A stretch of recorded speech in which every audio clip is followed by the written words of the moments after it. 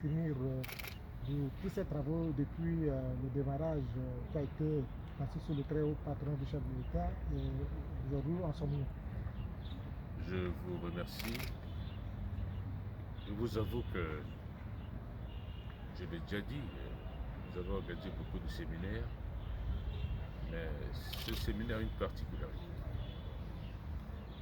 Il s'agit d'évaluer les activités sectorielles, définir une stratégie nationale pour permettre au gouvernement de mobiliser ses ressources.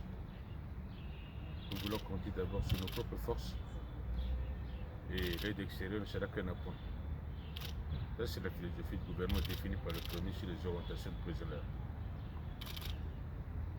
Beaucoup de collègues ont exposé et la dynamique est née aussi avant que nous ne démarrions ces activités sur la réunion de coordination sectorielle de ces 16 coordinations afin que les différents sectoriels puissent, avec les partenaires, échanger et se mettre d'accord dans le cas des projets qui sont réalisés et aussi de s'apprivoiser d'un certain nombre de procédures.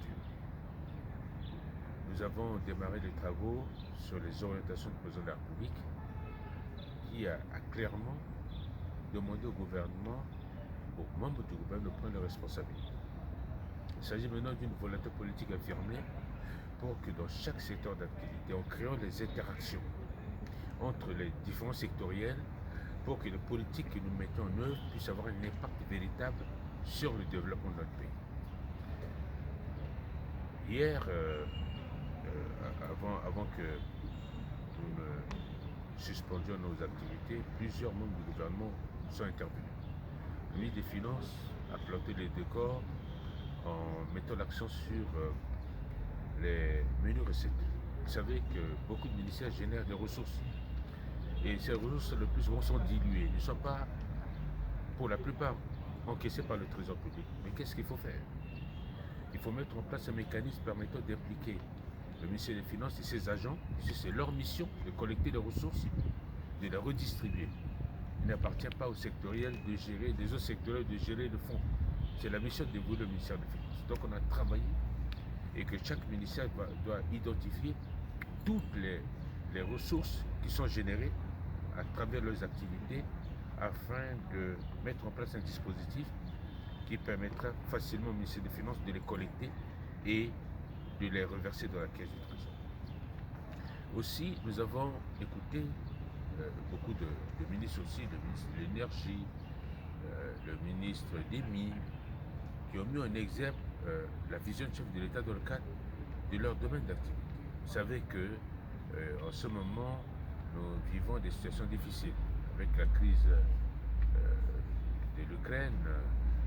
Nous avons des problèmes d'approvisionnement en carburant. Le ministre a défini comment il entend faire et ce qu'il est en train de faire pour permettre au gouvernement de disposer justement du carburant pour satisfaire justement aux besoins de la population et des industries. Le ministre des Mines a également mis en évidence les potentialités de regorge de notre pays. Les discussions sont focalisées sur la manière à laquelle nous devrions contrôler nos ressources minières. Et à ce niveau-là, les échanges vraiment ont permis de révisiter toutes nos structures juridiques, puisque le plus souvent ces structures juridiques-là nous lient, ne donnent pas la possibilité à l'État de contrôler ses ressources. Vous prenez l'or, nous envisageons même déjà disposer d'une raffinerie nationale pour laquelle nous-mêmes nous allons produire, n'est-ce pas, des lingots d'or et les exporter. Ça nous donne plus de plus-value que d'exporter l'or poudre. Et il en est même des diamants. Nous allons mettre sur une taillerie de diamants. Et tout ça rentre dans le cadre d'augmenter les capacités de l'État à répondre aux préoccupations de la population. Vous voyez que le ministre des Travaux publics a un problème d'infrastructures routières de la ville de Bangui. Il y a beaucoup de plaintes. Et le ministre a mis en évidence les difficultés qui se posent dans ce secteur. Et les discussions ont permis de voir que nous avons au niveau de l'État à l'époque une bonne approche Par exemple, pour les routes dans nos provinces, on avait des subdivisions des travaux publics, hein, et qui permettaient d'entretenir les pistes rurales, d'entretenir les routes. On n'avait pas aussi de difficultés. Mais depuis, sur le conseil des partenaires, nous a orientés, hein, et nous avons fait dissoudre les subdivisions. Maintenant, l'État a tous les problèmes pour faire face, pour permettre l'accessibilité aux productions, hein, et on a les difficultés. Maintenant, on est en train de réfléchir pour voir comment on doit faire pour ramener les subdivisions. Et on a parlé de l'ONEM aussi. L'ONEM, c'est un bras de l'État. L'ONEM, son rôle, c'était de louer le matériel, de l'État aux entreprises privées et autres, et de soutenir l'entretien routier. Donc, on doit redéfinir aussi le rôle de l'ONEM, hein, qui doit être utilisé par l'État pour renforcer les capacités de l'État, pour pouvoir entretenir les routes, construire des routes, faciliter, n'est-ce pas, les transports des marchandises, faciliter également le transport des personnes. Alors, ce matin, vous vous rendez compte que le ministre des TP, dans ses discussions, on lui a demandé de redéfinir une politique qui est axée sur le renforcement des capacités. On va identifier tous les matériels de l'État. Tous les matériels de l'État, la mairie de Bangui, on doit savoir où se trouvent ces matériels-là. Au niveau du génie militaire, on doit identifier pour que nous les utilisons pour aménager, réparer nos routes et autres. Et c'est ce travail-là que nous allons faire. Beaucoup de contributions ont été faites, et aussi au fonds routier de renforcer la capacité du fonds routier afin que le fonds routier puisse jouer son rôle d'appui, hein, pour le cadre de l'entretien de nos routes. Vous constatez dans la ville de Bangui, des efforts sont en train d'être faits pour essayer de réduire la pénibilité de ceux qui utilisent le véhicule et autres. Et nous discutons en ce moment, Madame le ministre est en train de présenter également son ministère et les actions qui sont menées dans ce secteur. Comme vous le constatez, Bangui est une vieille ville. Il faudrait qu'on ait un schéma directeur de la ville de Bangui. Il faut penser déjà à la construction d'une nouvelle ville. Et c'est pourquoi vous voyez vers Mboko, hein, il y a un plan d'aménagement de Mboko qui a été validé, et des parcelles ont été vendues à plus d'1 milliard déjà, et avec tout un plan d'aménagement de la ville. Et on ne va pas s'arrêter là, mais il faut maintenant travailler pour véritablement l'aménagement de la ville de Bangui et de désengorger la ville de Bangui. Il y a des zones de difficulté pour lesquelles il faut faire déplacer les populations.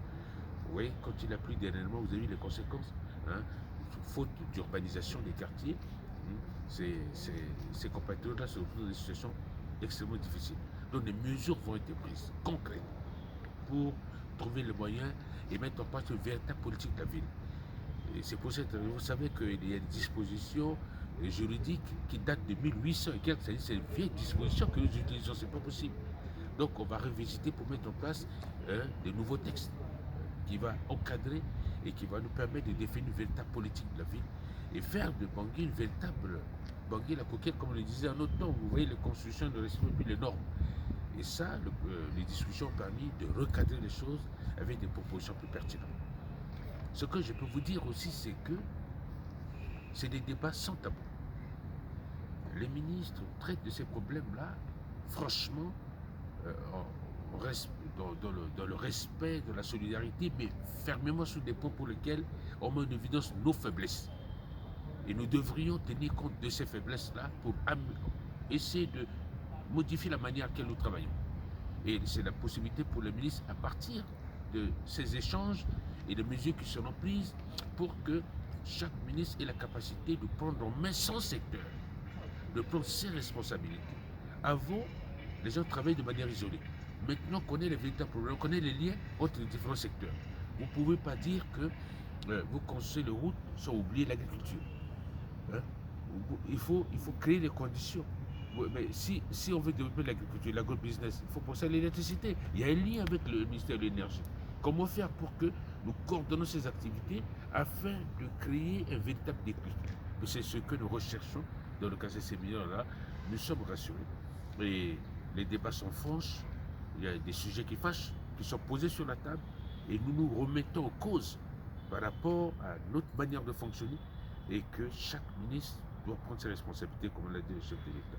Voilà, en résumé, hein, nous avons déjà pris du retard parce que les débats prennent beaucoup de temps, il faut le reconnaître. Le Premier ministre est ferme, il faut laisser les gens parler, il faut qu'on discute, on essaie d'approfondir les réflexions pour trouver les meilleures solutions, hein, afin de permettre au gouvernement de pouvoir mettre en œuvre, n'est-ce pas, toutes les orientations du chef de l'État.